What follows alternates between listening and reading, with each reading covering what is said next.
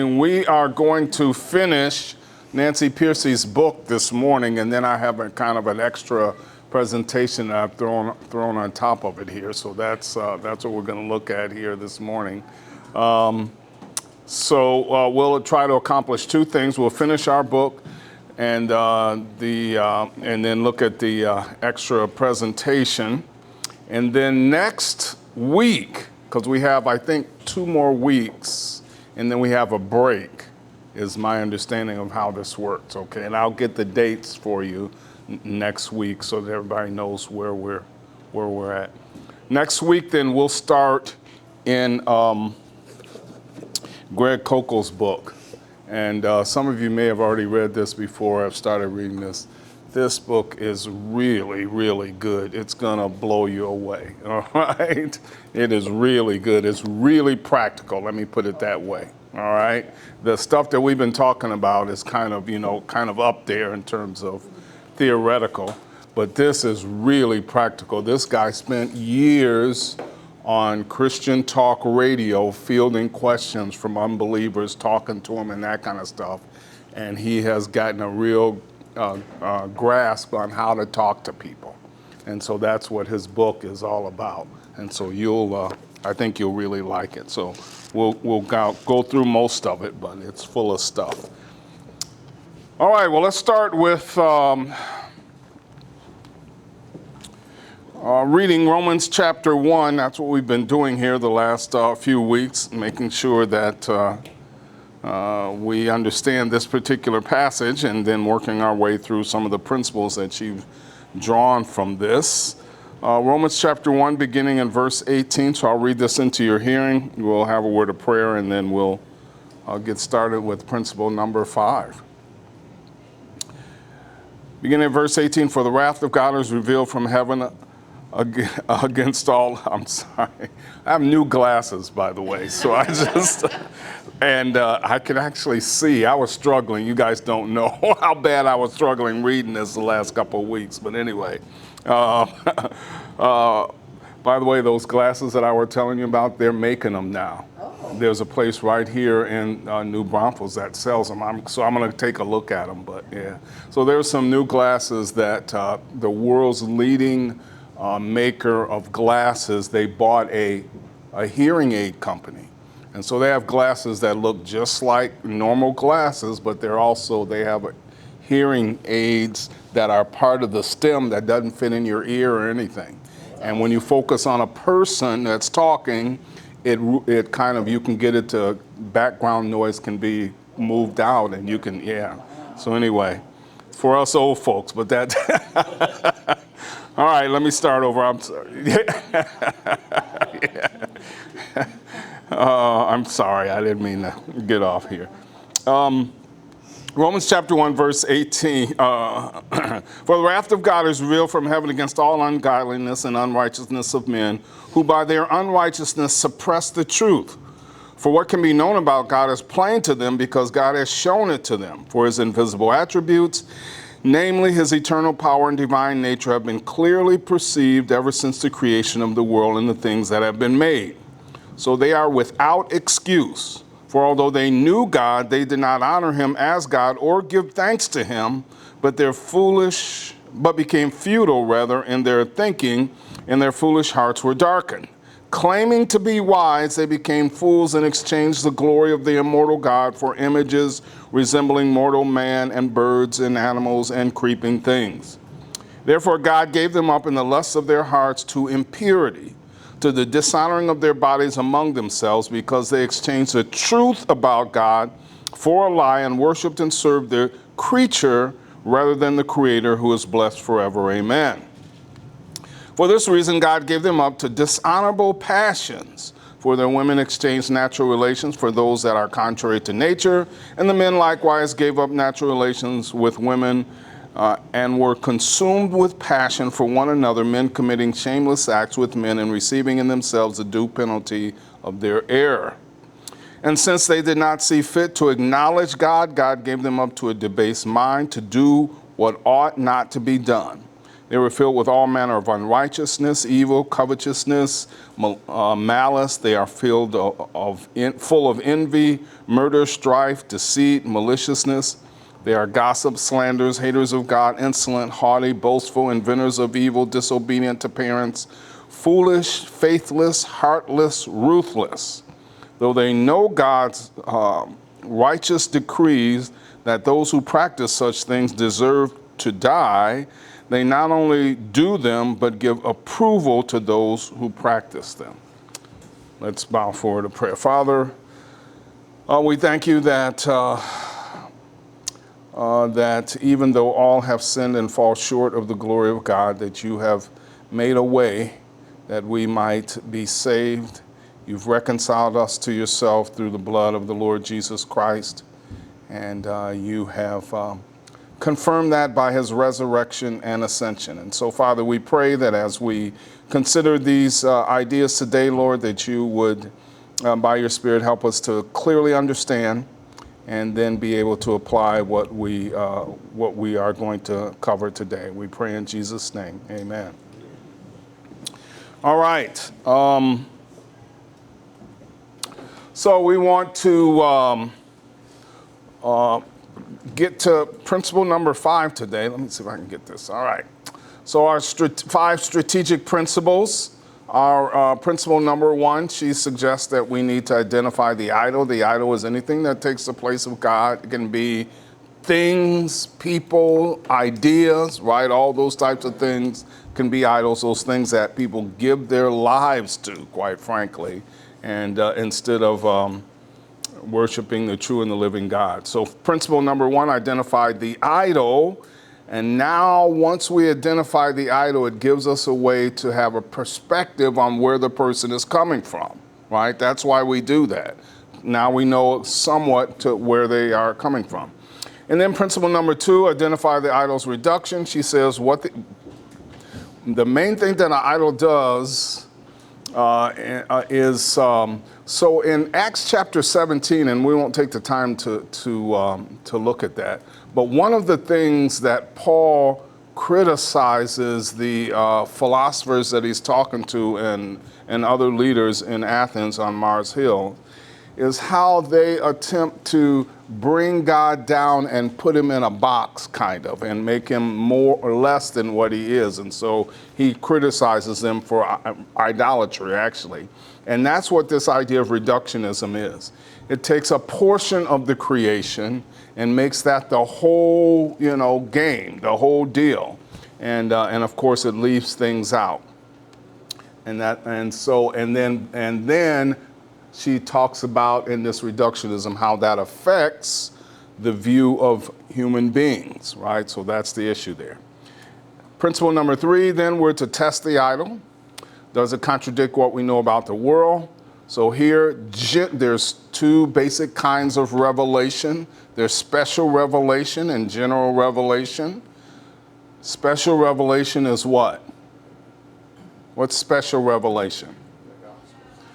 Yeah, it's the scriptures, right? It's the scriptures. It's what God has given us, what God has revealed specifically and especially in the scriptures. General revelation is what?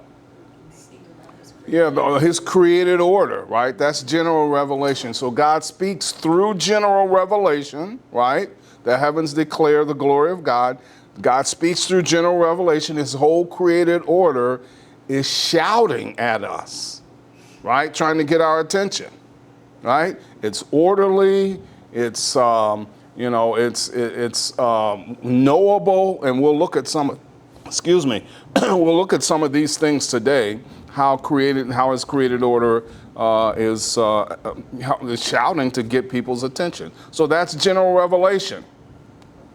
And she says, we test the idol. Does it contradict what we know, our experience of the created order, general revelation?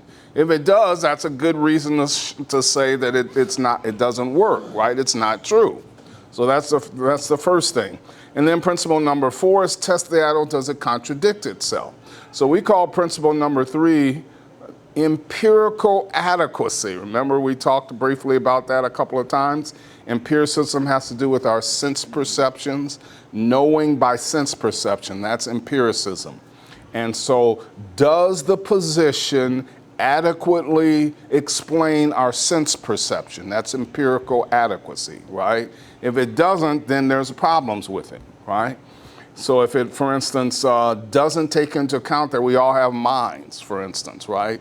Well, a theory that says that no, we're all kind of just physical beings and we're robots, it leaves out a portion of the world, right? Which is the mental activity that we have. So that's the empirical adequacy.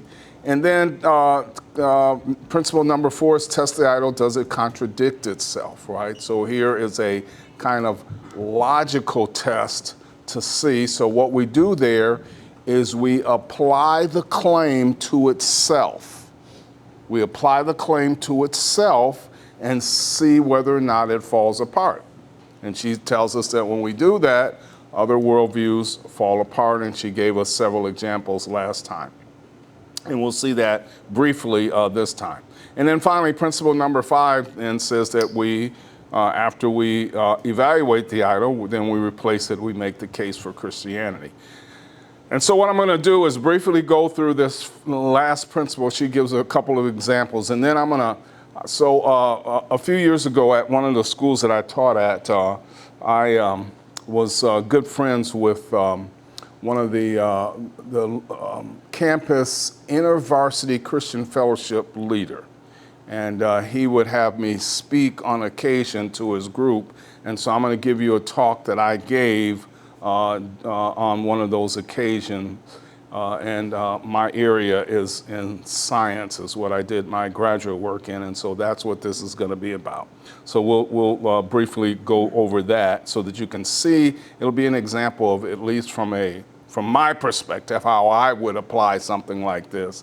That'll be different than what you do, but I think you'll get a lot out of it. All right, so let's talk about this principle number 5. Replace the idol and make the case for Christianity. She says that what we find is that reductionists cannot live within the confines of their own worldview box, so they smuggle in ladders from a Christian worldview to climb out of the box, right? So they steal from our worldview because they realize their worldview doesn't work. And so they steal from our worldview. And we'll see that as we go. They are hungry for a fuller, more humane worldview than their idols give them, she tells us. And surprising as it sounds, the Christian worldview is so appealing that even those who reject it often borrow from it. We'll say steal, right? Whether consciously or unconsciously, she tells us, right? So to craft a case for Christianity in every field obviously would take, books, more than just another book. But we can get started by identifying, she tells us, those elements that people smuggle in from a Christian worldview. They are showing us where their own worldview breaks down, and at the same time, what they find most appealing about Christianity. So these provide strategic starting points. So again, we want to touch on those points where they're smuggling in our worldview from their worldview. So, we show them where their worldview doesn't fit the facts, doesn't fit the world, and it's contradictory, and how they have to, borrow, I guess, our worldview ideas in order to make sense of their experience and of the world. So here's some examples she gives us. Many people today claim to be moral relativists, arguing that there is no universal, timeless moral law, right? What may be right for you, morally speaking, may not be right for me, and what may be right for me may not be right for you, morally speaking, right? So we each have our own morality. Well, that's crazy, right? We couldn't live together if everybody did whatever they thought and thought that was the morally right thing to do, right? I mean, think of the chaos that would happen there. I think it's morally right for me to take your stuff because you're whatever, right? That would be crazy. We can't live like that. And so moral relativists have to, and they don't live like that, right? They can't. they are likely to turn around and insist that the acts of racism or abuse are wrong, right? If you take from them, that's stealing. And of course, stealing is wrong. Well, I thought there were no universal wrong rights or wrongs, that everybody could do what they wanted, right? No, it doesn't work that way, and you can't live that way. Does that make sense? All right, and so that's a serious problem with that kind of idea. Here's, she says, because humans are made in the image of God, they are hardwired with an intrinsic moral sense. Now, I mentioned this last week, but in Romans chapter 2, we see this. In Romans chapter 1, Paul is aiming at the Gentile. Remember, we talked about this, and he's trying to show, eventually in chapter 3, he says, chapter 3:23, all have sinned and fall short of the glory of God. That's what Romans 3:23. So from verses 18 of chapter 1 to the end of that chapter, he condemns the Gentile, the people that do not know God, right? Chapter 2, he condemns Jews. He says, you know, you think you are on a higher pedestal, you do the same thing, right? And so he condemns the Jews. They are just as bad as the Gentiles, maybe even worse, because they have the light of special revelation, right? And so all are condemned as sinners, and that's what he gets to in chapter 3, right? And so Romans 2 says that those who do not have the law, those in written form, have the moral law written on their hearts, right? And so if you, you know, that's why people know right from wrong. That's why they have basic moral intuitions. God has written it on their hearts, the moral law, even if they don't know the scriptures, right? You know, sometimes when you say, you know, you need God in order to have morality, well, people will say, I can be moral and I don't believe in God, right? Well, the question is not your belief, right? That's a, you know, the question is do you, the foundation of your belief, right? What holds it up? What allows for it? And of course, the existence of God allows for morality. All right, and so she says they cannot help making moral claims, claims that have no basis in their own relativistic worldview, claims that make sense only on the basis of the biblical worldview that they reject. All right, so that's moral relativism. And there's a couple kinds of moral relativism. We talked here briefly about subjective or individual moral relativism. But some people say, well, no, it's not the individual, it's society, right? It's the culture that determines what's morally right. But you get similar problems even if you try to move it up to society, right? Because now a society can do anything and you can't criticize that society or that culture. You know, that's, again, crazy, right? We have all kinds of illustrations of wicked, heinous societies that did all kinds of things to their people. And we say, well, okay, I guess that's morally right for them. No, it's not, right? Does that make sense? Just because, you know, 51% of the people agree with it doesn't make it right, right? All right, another example she tells us are people who claim to be skeptics with regard to knowledge, right? On one hand, they claim that we cannot be sure of anything, and on the other, they probably check their bank statements to verify that figures are correct. That's right. Can you see how contradictory that is? Knowledge, you know, is relative to the individuals. Everybody sees from their own perspective. They know from their own perspective. There's no universal knowledge. We kind of all see based on our view, our cultural position, our historical context, right? So that's the way knowledge works. Okay, fine, then if you go to the bank, what if the bank teller tells you that? Well, today, from my perspective, you don't have any money in the bank, right? They won't agree with that, right? In short, they live and act as though they do have access to genuine knowledge, as though Christianity were true. So again, they're borrowing, they're stealing from our worldview. She says the fact that everyone has to function as though Christianity is true opens a creative opportunity for addressing the secular world. Christianity provides the basis for for the way that humans can't help behaving anyway. They can't help behaving that there is morality in the world and that there are universally true truths, right? Statements, propositions. In making the case for a biblical worldview, a strategic place to start then is by showing that it alone gives a basis for the ways we all have to function, no matter which worldview we hold, right? So notice, a strategic place to start in making a case for the biblical worldview is to show that it alone gives a basis for the ways that we all have to function, no matter what worldview that we hold, all right? So it's the basis. And so what I want to do here now is switch over to this kind of presentation that I gave, and the title was, Does Science Need God? And of course, if you asked, an atheist this or someone who doesn't believe in God, of course science doesn't need God. I don't believe in God and I can do science. Well, again, we're not asking about your belief. This is what we might call a metaphysical problem. So when you talk about beliefs, those are epistemology. We talked about epistemology last week, right? Ology is the study of. Episteme is a Greek word for knowledge. So epistemology is the study of knowledge, right? And so when people say, I don't need to believe in God in order to do science, what they're making an epistemological claim. They're talking about their knowledge, what they believe or don't believe. What this is going to do is talk about the foundation of science. And so it is a metaphysical claim. So metaphysics has to do with the nature of reality. What is reality like?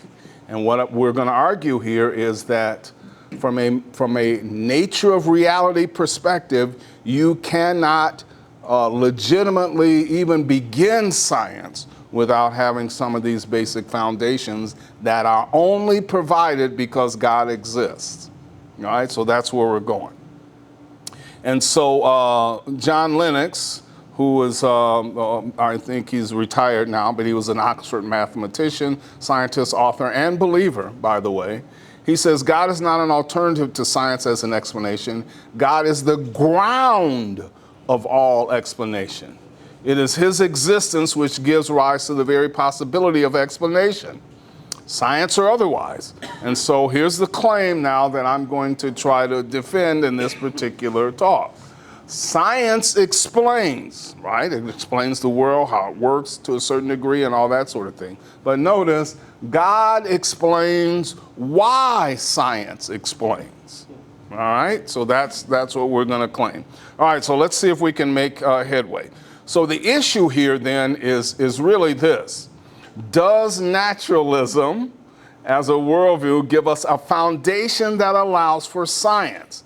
Now, we've talked about naturalism over and over in this course, right? What is naturalism? It's the belief that what? What about nature? Naturalism, what is it? It's the belief that what? We also call it physicalism. We called it materialism. The only thing that exists is what? Yeah, the physical world. That's it, right? What we can taste, touch, whatever, right? That's naturalism, physicalism, materialism. All those are the various isms of this. So for a naturalist, the only thing that exists is the physical world, the physical things that we can see. So, non-physical things, God is spirit, right? Those who believe must worship him in spirit and in truth, right? So God is spirit. And so God then, from a naturalistic perspective, doesn't exist, right? So the question is, does naturalism, the idea, and we'll talk more about this as we go, that the world, the physical world is all that exists, gives us a foundation. So this is a foundation based on reality, right, that allows for science. Does science based on naturalism provide an adequate explanation for the basic truths of reality, or does a Christian theistic worldview fare better? All right, so let's do some introductory remarks here. So Paul Davies, who is an agnostic, he's not a believer, but he's done some really good work and working on some of these ideas. He's a physicist from Arizona State University. He says some have argued that it was the Christian worldview that birthed modern science. How about that, right? He says all the early scientists like Newton were religious in one way or another. They saw their science as a means of uncovering traces of God's handiwork in the universe, right? So they were thinking God's thoughts after him, is the way Newton and some of those put it, right? Here's Isaac Newton, a quote from him. He says, "This most beautiful system of the sun, planets, and comets can only proceed from the counsel and dominion of an intelligent and powerful being. This being governs all, not as the soul of the world, that is, all is God, that would be pantheism, right? But as Lord over all, right? So that's Isaac Newton. So he believed that what he was doing was discovering the way the world worked based on how God created it, right? He was a theist. Our good friend now, Nancy Piercy, right? She says the common stereotype is that religion and science are at war with one another. Historians have turned that stereotype, she tells us, on its head. Historians tell us that, notice this, no other culture, East or West, ancient or modern, came up with the concept of laws of nature. So laws of nature are the various laws, like gravity, right, that allows us to help explain the way things work. She says no other culture came up with that. It was based on the Christian view of the world. God, who is a orderly God, gives out his decrees and laws. And so based on that, we then have decrees and laws of nature. That's the idea here. Vishal Magawati, in his book, the book that made your world. So he's talking about the Bible, all right? He writes this: while Indian sages presented God as a dancer or dreamer, the biblical God was a creator God, the architect of the cosmos. And the incarnation of Jesus reminded Christian philosophers that matter had a spiritual purpose in its creation. And thus, biblical cosmology is the study of the universe, had a direct bearing on the rise of Western science and technology. So notice these thinkers, and we'll see a couple more, are claiming what? What are they claiming? Yeah, the Christian view helped birth modern science. That's what the claim is so far, right? He goes on to say, historian Ernest Bentz had studied and experienced Buddhism in Japan, and the anti-technological impulses in Zen Buddhism led him to explore whether Europe's technological advances were somehow rooted in Christian beliefs and attitudes. His research, he tells us, led him to the conclusion that the biblical worldview was indeed the key to understanding Western technology. So again, modern science came out of a biblical worldview. Alvin Plantinga, a famous philosopher, he taught at Calvin College in Grand Rapids, Michigan. Then he left there and went to Notre Dame, and then retired and went back to Calvin College. And what's interesting here is Calvin College is if you know anything about theology, this will be kind of funny. Calvin College is a reformed college and seminary, right? Christian reform. So remember, the reformers came out of Catholicism, right? Calvin and Luther and that sort of thing.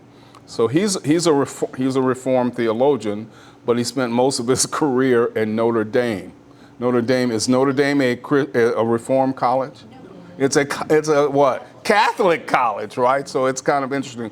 He had a tremendous influence in the world of philosophy and philosophy of religion, right? And there were just a bunch of guys that came out of his classes from Notre Dame that have really done a lot of good work in this particular area.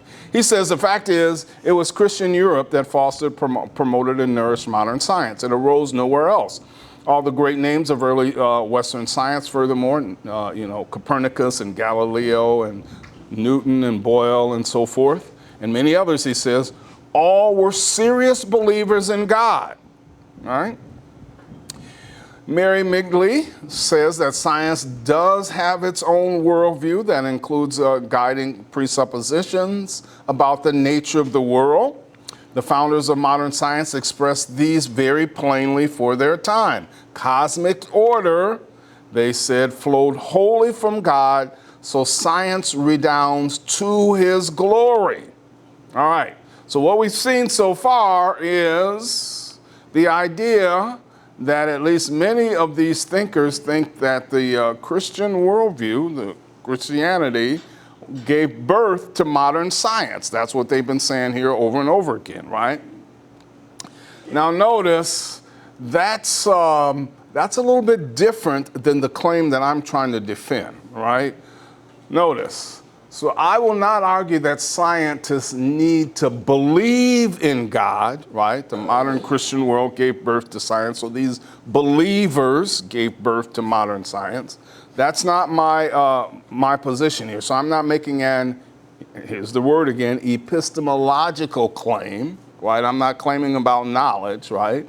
So I will not argue that science needs to believe in God, but that the existence and activity of God, so this is a metaphysical claim, a claim about the way the world is, the nature of reality. The existence and activity of God provides the best foundation for doing science, especially over against naturalism. And so here's kind of a picture of what I want us to spend our time in the next few minutes now thinking about. Now, obviously, I'm not a scientist, but that doesn't prevent me from looking at its metaphysical, right, the nature of reality, the foundation. So reality has to be a certain way in order for science to work. That's my claim.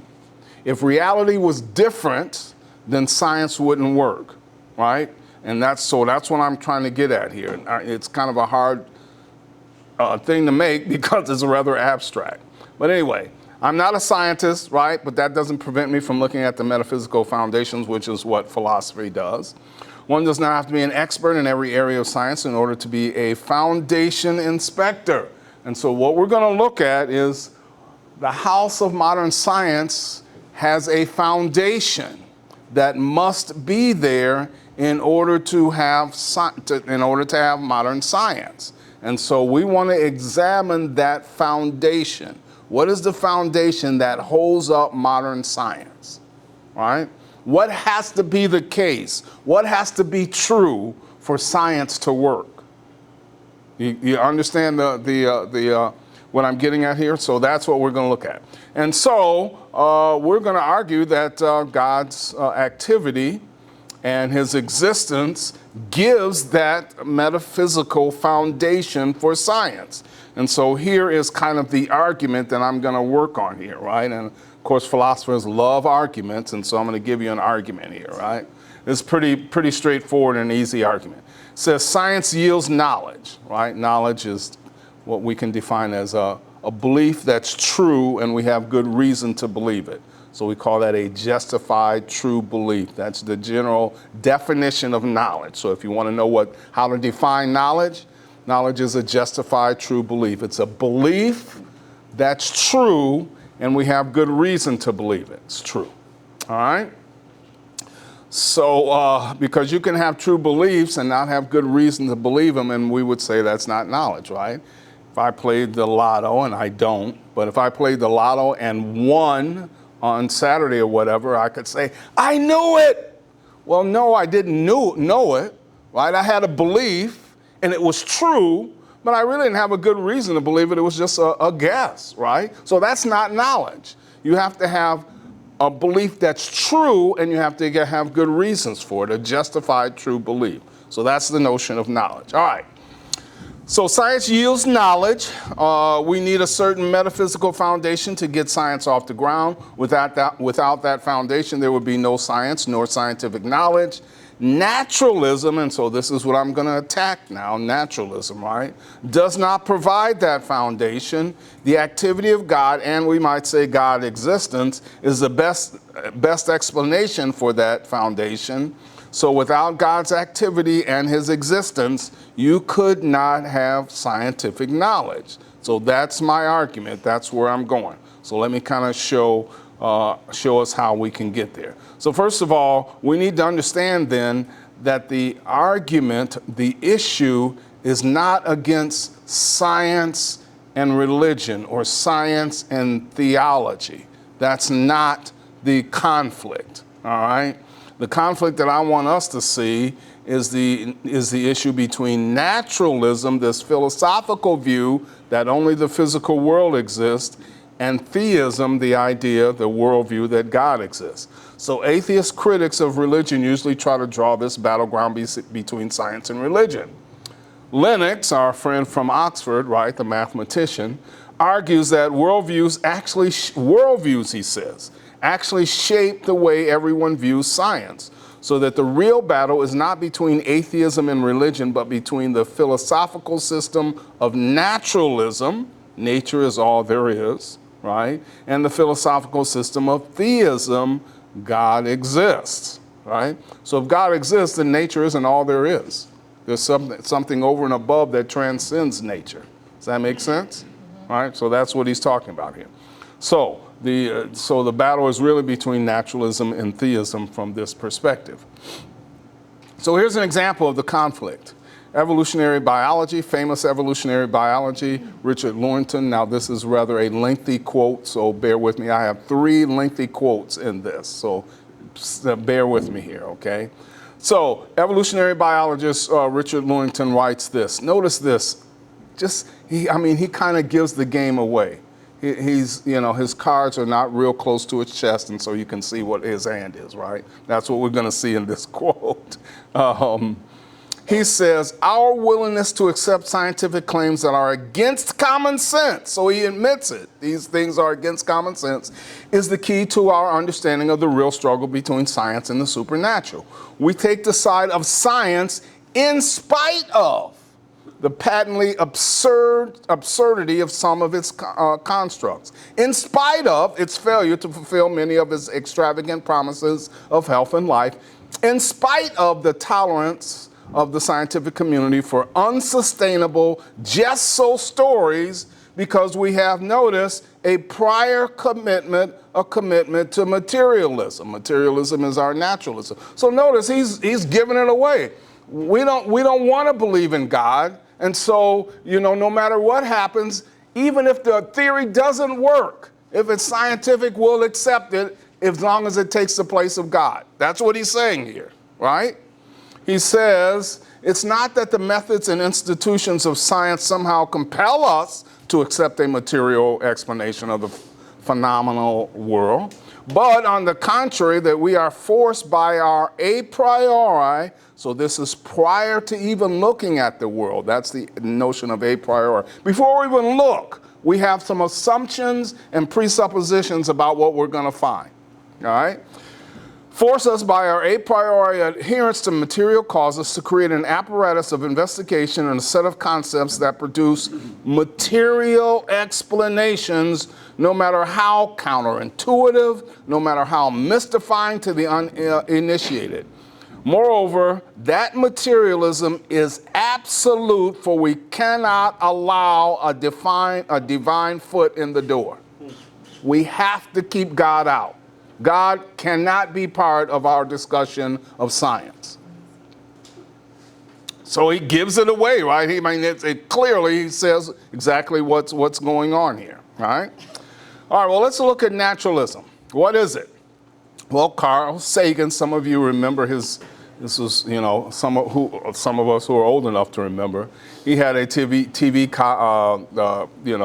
program called Cosmos, right?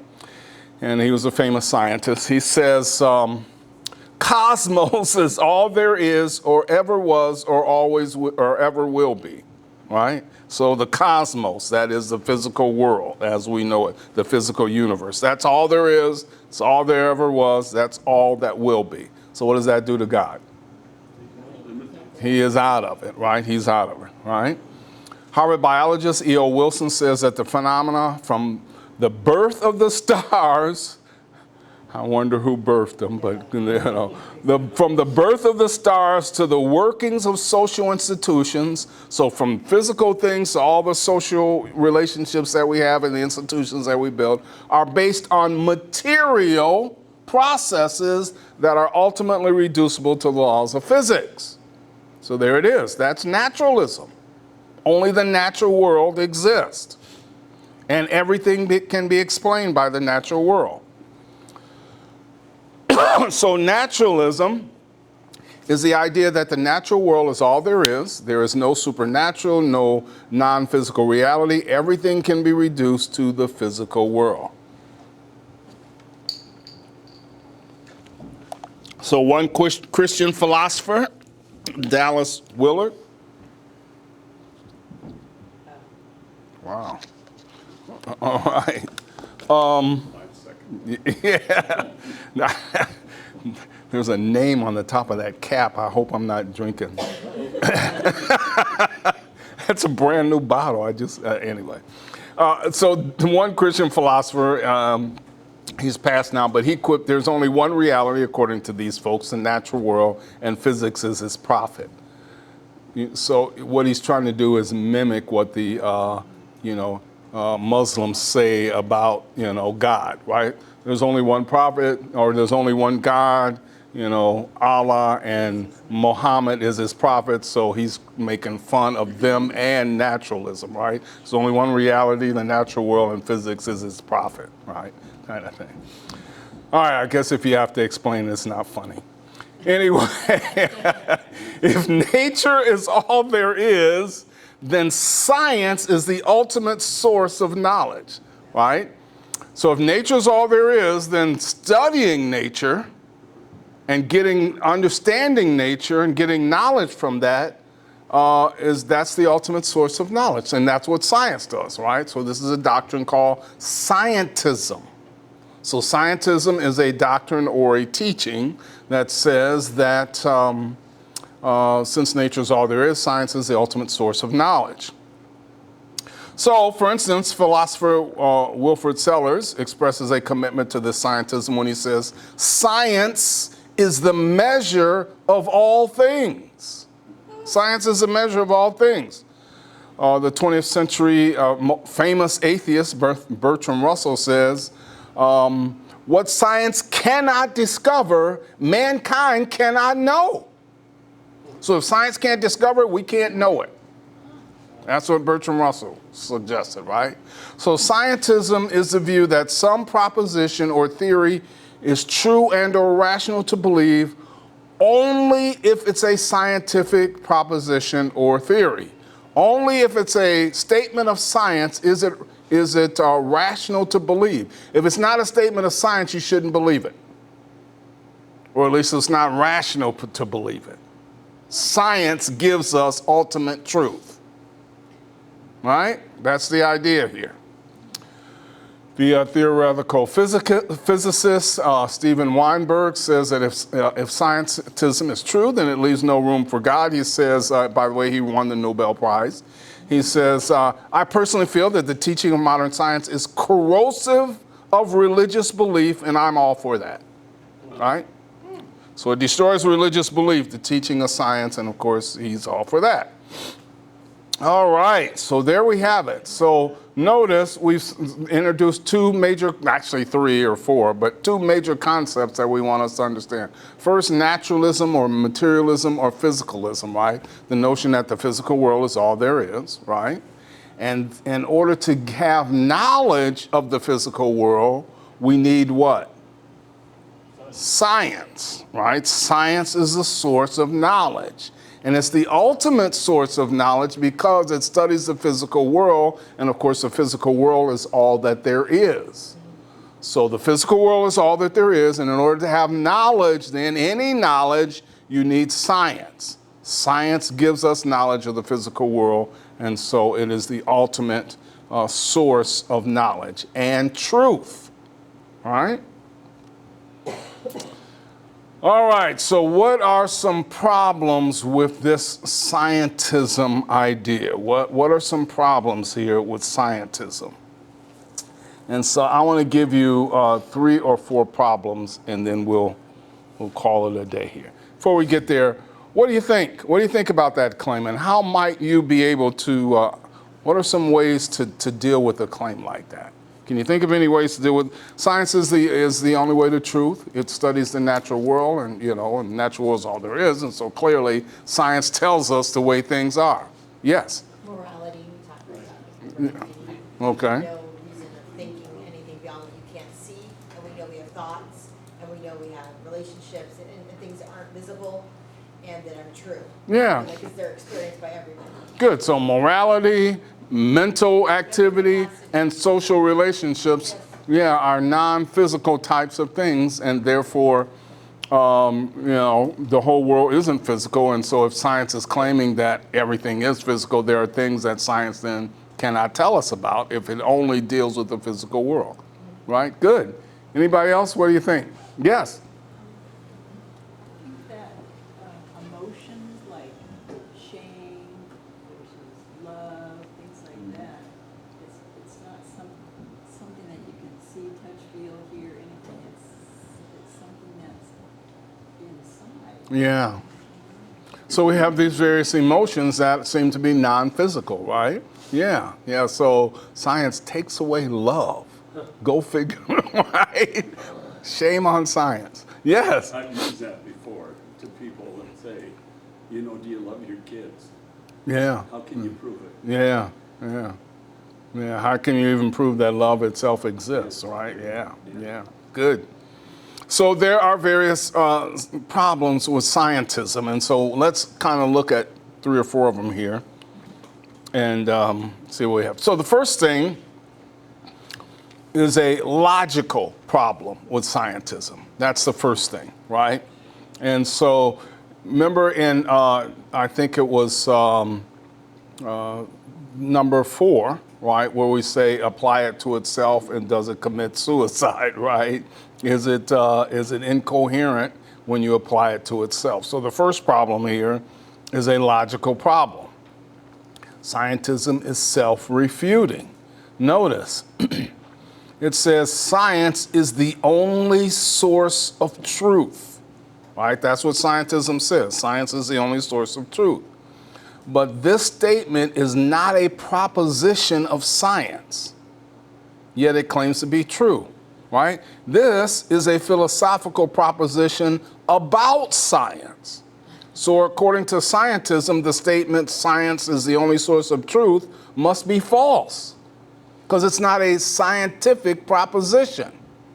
Scientific proposition says that a particular object falls this amount of, at this speed, and at a certain height, if we let it go so far, it'll meet, terminal velocity, and that's this particular speed, right?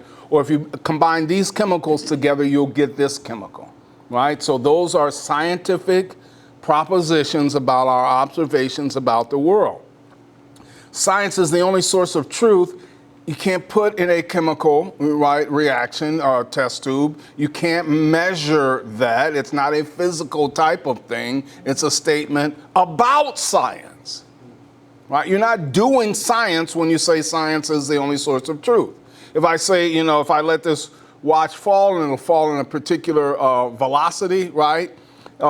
That's doing science, and I test that claim and that sort of thing. Just science is the only source of truth is not a statement of science. It's a philosophical proposition about science. And so according to scientism, it's false. Thus, if the statement is true, then it's false. And of course, this is a self-refuting contradiction. Does that make sense? All right. So that's the first kind of problem. It's kind of a logical problem. And we've seen these kind of, with moral relativism, there's no such thing as truth, right? Universal truth. Well, if you apply that, what about that statement? Is it true, right? Kind of thing. Same kind of thing here. All right. Secondly, scientism then is false. Its claim to truth is false. Okay, sorry, that's the last one. All right. Secondly, And this is the point that you were making, right? There exist truths that are not discovered by science, right? And let me just list 3 of them here. The laws of logic, right? They're not discovered by science. Law of non-contradiction isn't discovered by science, right?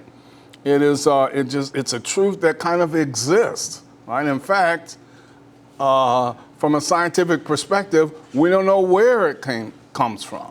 Now they try to, explain it, right?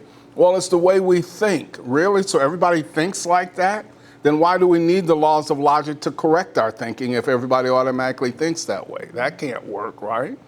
And many times people don't think that way, right? Well, it's just there.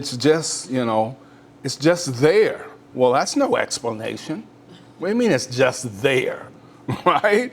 And so there exist truths that are not discovered by science. The laws of logic, right, is a type of truth that exists. Mathematical truths, this is another one, right? 3 + 5 = 8. I got that math right, didn't I? Anyway, all right. So mathematical truths are, science uses math just like scientists use logic, right? We hope. But these things are not scientific in terms of their existence, right? Math is kind of transcends science. We use it to help us study science. And then moral truths, right? While science may be able to tell us how to build a bomb, it cannot tell us whether it is morally right to use the bomb, right? That's another kind of thing that science really can't tell us. And so that's a second major problem with science. All right, so it's self-refuting. There are truths that exist that are not discoverable by science. Thirdly, scientism does not adequately allow for the task of stating and defending the necessary presuppositions that are the foundation for science itself to be practiced. And so this is the one I want to just spend an extra couple minutes on because this is my claim that I'm trying to make, right? Remember, I'm saying I'm making a metaphysical claim about the nature of reality. So this is a metaphysical claim about the nature of reality. Scientism does not adequately allow for the task of stating and defending the necessary presuppositions that are the foundation of science itself to be practiced. So a presupposition is an implicit assumption, something that we assume, right, about the world or background belief whose truth is taken for granted. So notice, if I say, let's say we live in a large city and there are buses that run in the city buses, all right? I used to work for a city where I was the transportation supervisor. And if I say, let's have a meeting on Sunday and you can take a bus to the restaurant, all right? Let's have a meeting on Sunday and you can take a bus to the restaurant. What am I assuming with regard to the days of the week that the bus runs? That it runs on Sunday. Now, did I say that it runs on Sunday? No. No, I said let's have a meeting and you can take a bus to the restaurant, have a meeting. But the assumption is that it runs on Sunday. That's the kind of thing here that we're talking about. There are assumptions, are presuppositions that have to be the case here that science needs in order for it to function. These are things that we just kind of take for granted, that we assume without even thinking about them. All right? Obvious, basic, 5-year-old questions type of things, right? That when I see this, you're going to, say, yeah, well, that's ridiculous. We already know that. Well, do we? Right? And does naturalism allow for that? That's the point I'm trying to make. And so foundational presuppositions are ruled out by scientism because neither the presuppositions, the assumptions that we're making, nor their defense are scientific matters. And thus, according to scientism, they're not true. So what am I saying? Well, notice this means that the conclusions of science are, house of science that we claim is true, right, are more certain according to scientism, which says only what science says is true. So the conclusions of science are more certain than the philosophical presuppositions, the assumptions that we need in order to do science, right, that serve as a foundation for these conclusions. How in the world can that be, right? In other words, the foundations are not true because they're not scientific statements. They're not scientific beliefs. You can't test them. But science needs them, has to have them in order for science to exist. You see what we're getting at here? So what has to be the case for science to exist, for us to do science, that's a foundation for science, but is not science itself? And if it's not science, the scientists, those who believe in scientism, would say they're not true because only what are propositions of science are true. So you see, so it's a serious problem here when you think about it, right?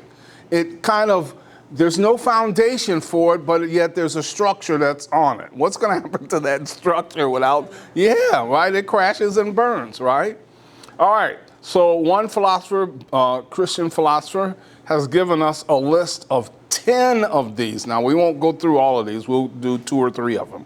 But he's given a list of 10 of these foundations that science needs, but since they're not scientific, the person who believes in scientism would have to say they're not true or they don't exist. All right?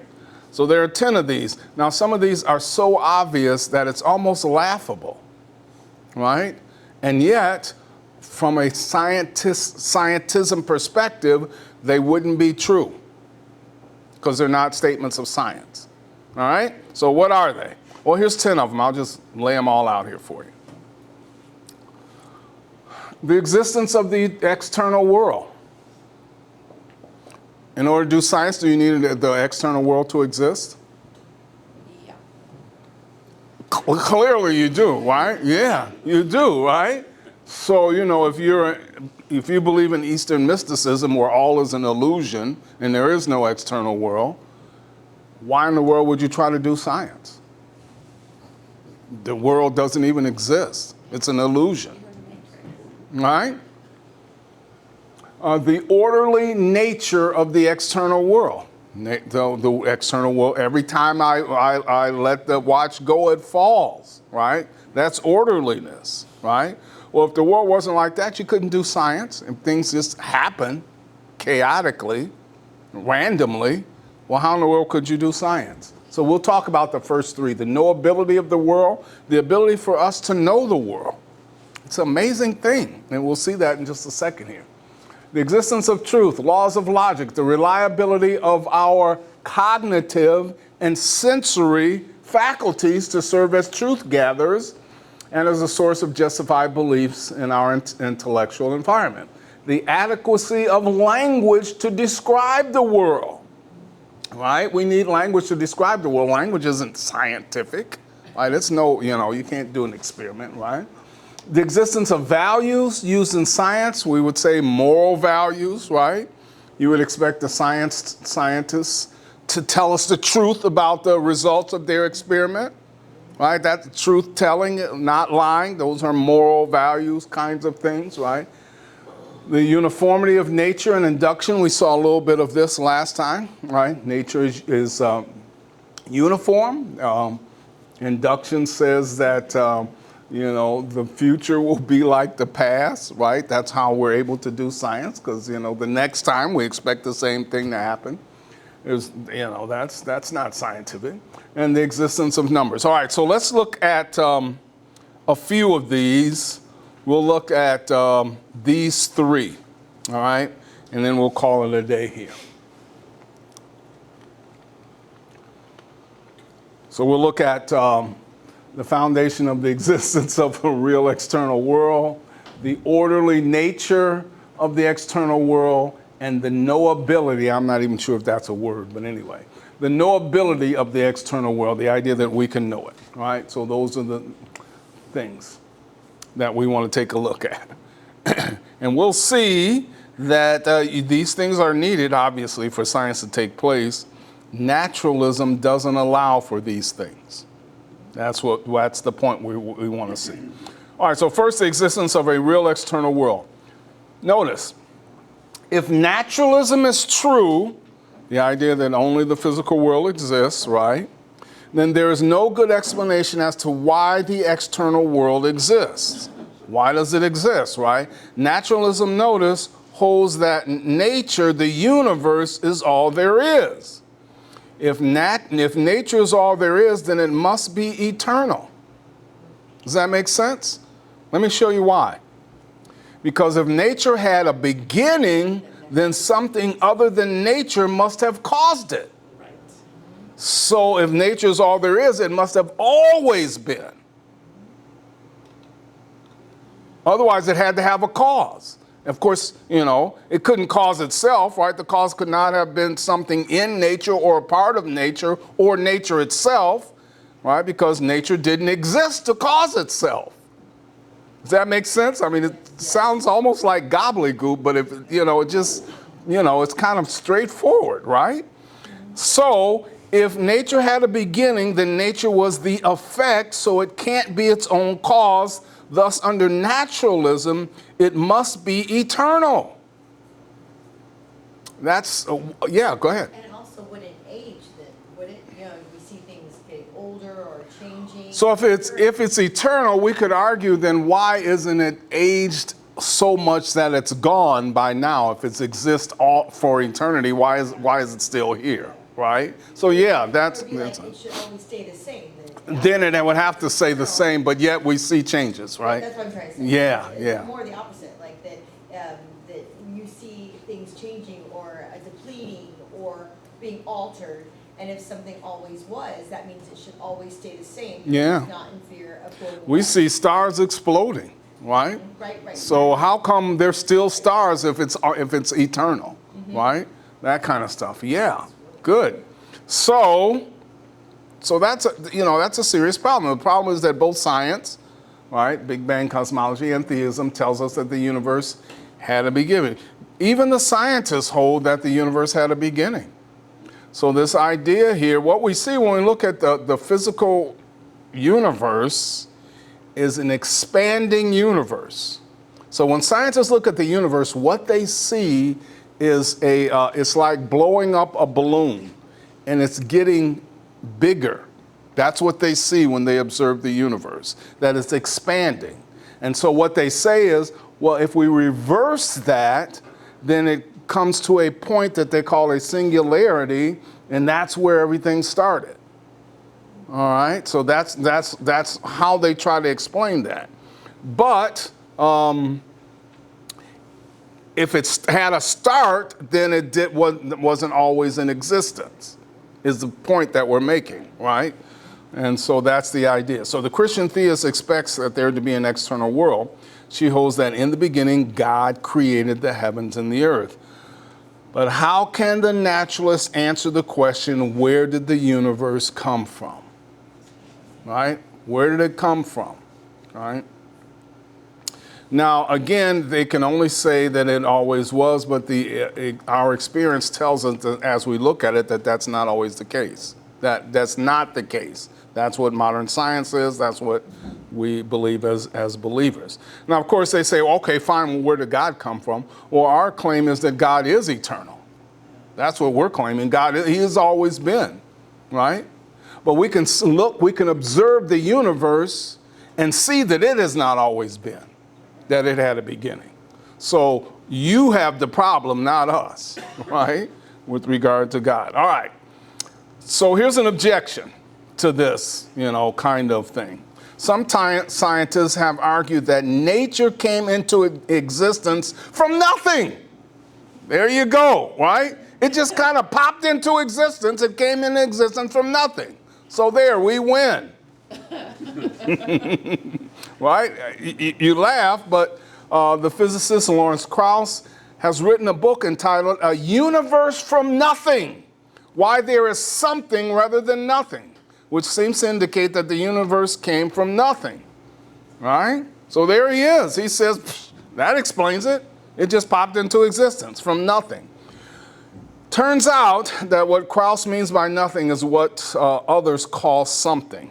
Now again, here's one of these lengthy quotes, but I think we need this to help us to make the case. It's a quote by another physicist, by the way, that's not buying what Krauss is selling, okay? And so this is what he has to say. This is a philosopher, he's a philosopher and physicist, David Albert writes, Krauss seems to be thinking that these vacuum states, so some of this is, we won't have time to get into this, and it's way over my head as well. But anyway, this is what he says. Krauss seems to be thinking that these vacuum states amount to the relativistic quantum field theoretical version that there not being any physical stuff at all, but that's just not right, he says. Relativistic quantum field theory vacuum states, no less than giraffes or refrigerators or solar systems, are particular arrangements of elementary physical stuff. So he gives some illustrations to help us to understand what he's getting at here. He says the fact that some arrangements of fields happen to correspond to the existence of particles, it seems like these particles are coming into existence, right? Some don't, is not a whit more mysterious than the fact that some of the possible arrangements of my fingers happen to correspond to the existence of a fist, and some don't. So that my fists just pop into existence out of nothing? No. Wait, there wasn't a fist there and now there is. Well, yeah, but it didn't just pop into existence out of nothing, right? That's the point he's trying to make. The fact that particles can pop in and out of existence over time as those fields rearrange themselves, my fingers just rearrange themselves, right? That's all that's happened. It's not a whit more mysterious than the fact that fists can pop in and out of existence over time as my fingers rearrange themselves. So there it is, right? So he says, yeah, you know, we can see these things, but that doesn't mean that they're just came into existence from nothing. So he's suggesting that Krauss's statement doesn't seem to match what our experience and what we observe about the world. All right, and so thus, if naturalism is true, then there's no good explanation as to why the external world exists. All right, so that's the first foundation. They don't have a good explanation for why the external world exists, or even where it came from. But you need to have an external world in order to do what? Science, yeah, anything but science, right? That's the issue here, right? So you can't do science if there isn't an external world, and they have no idea where it came from or how it exists, right? That kind of stuff. All right. Secondly, the second one we want to look at is the orderly nature of the external world. Now, we looked at this briefly last week, but let's pursue this a little further. For science to be successful, the world must display a high degree of regularity and predictability, right? For science to be successful. That's what we call laws of nature. It's the regularity and predictability of various events based on causes, right? Those are laws of nature. In order to do science, we take for granted that the universe is understandable, that it can be quantified in a way that the mind can comprehend it. We assume that the universe is logical and orderly and that it obeys mathematical laws that are consistent over time and space. There is an underlying uniformity of all of reality. Again, these are metaphysical claims. They're claims about the nature of reality. The nature of reality is such that there's a uniformity, right? Things happen regularly, that sort of thing. So Davies again, right, our philosophers from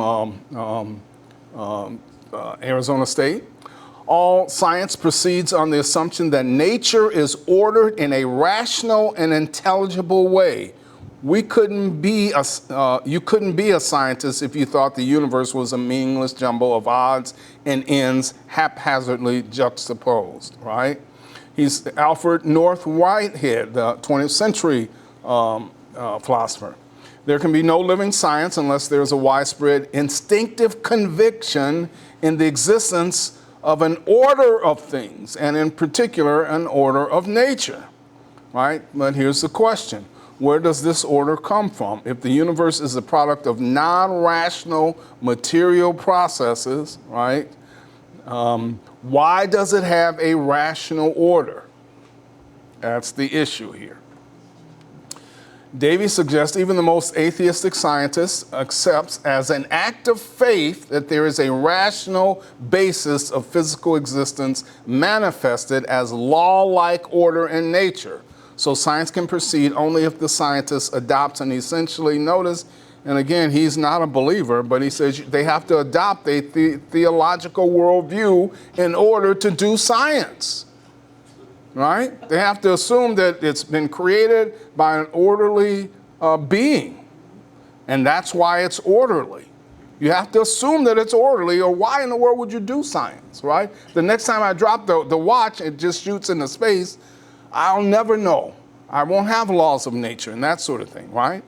So Nobel laureates, Sir Fred Hoyle notes, a common sense interpretation of the fact suggests that a super intellect has monkeyed with the physics as well as with chemistry and biology, and there are no blind forces worth speaking about in nature. Things just didn't happen. Of course, the Christian theist expects there to be order in the universe because God has imposed order on the universe and he upholds all things, and we talked about this last time, right?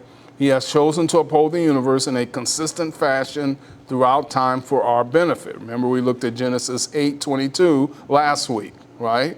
And saw that God promised that he would, as long as the earth existed, summer and winter and springtime and all those types of things would continue, right? So God has promised. That's why we believe that tomorrow the sun will rise if, it's not the end, right? All right. So, but naturalism has no good explanation for the orderliness of nature.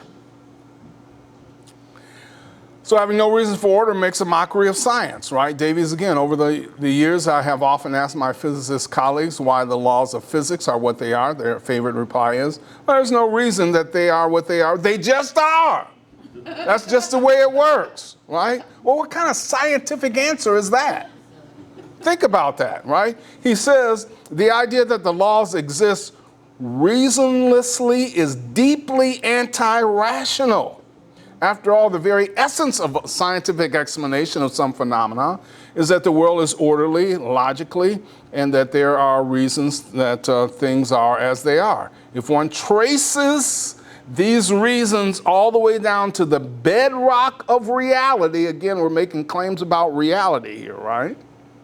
The laws of physics, he says, only to find that reason deserts us, then it makes a mockery of science. All right? And so that's a serious problem. That's a serious problem, right? All right. The knowability of the external world.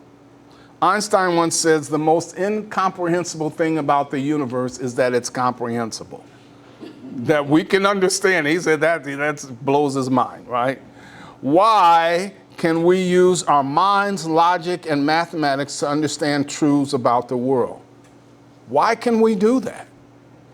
Yeah. I mean, our scientific laws are based in mathematical calculations, right? Stuff that, I can't understand, right? So what best explains the intersection between our minds and the orderly external reality? It's as if our minds were built to understand the world. Go figure, right? So that we could, have dominion. Something like that. Yeah, right? So the best explanation begins with scientific realism. This means that we take science to be rational, a truth-seeking discipline, one that is purporting to give us a true or approximately true description of the way that the world really is. It's an attempt to learn important truths about ourselves and our world. According to Albert Einstein, a proper science is a real seeker after truth. So the external world, we can know it, right? But how can mere molecules in motion, our minds as the naturalists see them, explain our confidence in the ability to know truth? Well, it can't. Even atheists are hard-pressed at explaining it. Francis Crick, who was an atheist, right? He says, our highly developed brains, after all, were not evolved under the pressure of discovering scientific truths, but only to enable us to be clever enough to survive, right? So our brains allow us to survive, but they really don't necessarily are designed to discover truth, right? They only allow us to survive. That's what the brains. And so C.S. Lewis says, if minds are wholly dependent on brains and brains on biochemistry and biochemistry in the long run on the meaningless flux of the atoms, he says, I can't understand how the thought of those minds should have any more significant than the sound of wind in trees, right? I mean, you know, it makes, right? And so how is the Christian worldview relevant here? Well, notice the Christian worldview says that human beings are created in the image of God, and God is the supreme knower, right? He is omniscient, which means what? All-knowing, right? Thus, since we have been created in his image, we can know much about our world, ourselves, and God. Plantinga says, God created both us and our world in such a way that there is a certain fit or match between the world and our cognitive faculties, right? Noam Chomsky indicates that it's just blind luck if the human science forming capacity happens to yield a result that conforms more or less to the truth about the world. So all of our scientific knowledge, all the things that we know about science, it's just luck. That's what he says. It's just, you know, we just got lucky.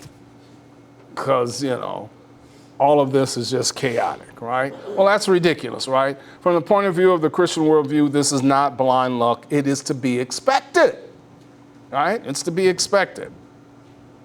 And so there it is. Naturalism has no good explanation for the knowability of nature, right? No explanation. We just can. That's just the way it is, right? Failure of naturalism. Naturalism cannot provide an adequate explanation of the most basic truths of reality and the most important aspects of life.